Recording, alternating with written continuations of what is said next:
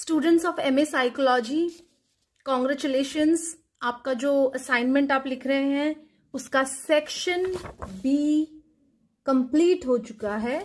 आपको total 8 questions के answers playlist में मिल जाएंगे। The playlist is already uploaded on the channel. आज इस वाले में आपको जो आंसर मिलेगा डिस्क्रिप्शन में वो है describe the environmental and cultural blocks to the problem solving. इस क्वेश्चन का आंसर आपको असाइनमेंट में जिस तरीके से लिखना है और एग्जाम्स में जिस तरीके से लिखना है वैसा आपको मिल जाएगा।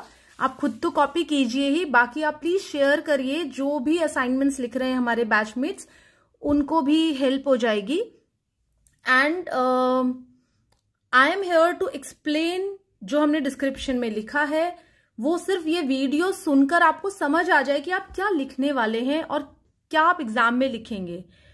मुझे ऐसा लगता है कि जब हम किसी की बात सुनते हैं तो कई बार जिस तरीके से हम खुद भी करके नहीं समझ पाते वैसा समझ लेते हैं चीजों को। So I am trying to share what I could understand.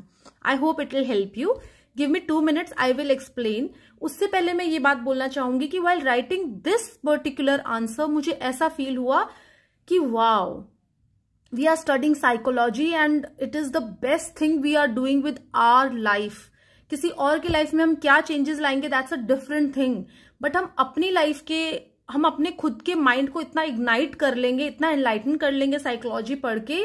That's very interesting because इसमें हमने ये क्वेश्चन समझिए, इसमें पूछा गया है कि आप प्रॉब्लम सॉल्विंग के बीच में जो रुकावट आती हैं हमारे एनवायरमेंटल और कल्चरल कारणों से उसके बारे में लिखिए।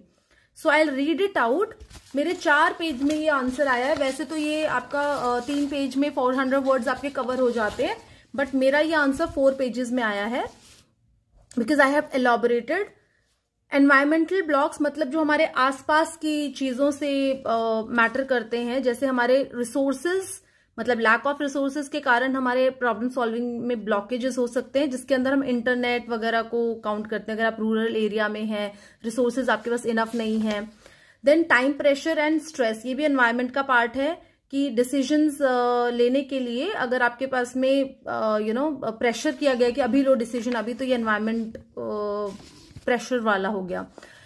अथॉरिटेरियन सेटिंग्स जहां पर कि आपके आइडियाज को बहुत ज्यादा अप्रिशिएट नहीं किया जाता। ओवर स्ट्रक्चर्ड लर्निंग मतलब जहां पर क्रिएटिव थिंकिंग की कम स्पेस है, आपको रोट लर्निंग करनी है तो आप एप्लीकेशन नहीं सीख पाते। ग्रुप प्रेशर या सोशल कन्फर्मेटिव प्रेशर मतलब लोगों के ओपिनियंस के कारण। अब मैं अगली एक वीडियो बनाऊंगी फॉर द कल्चरल ब्लॉक्स।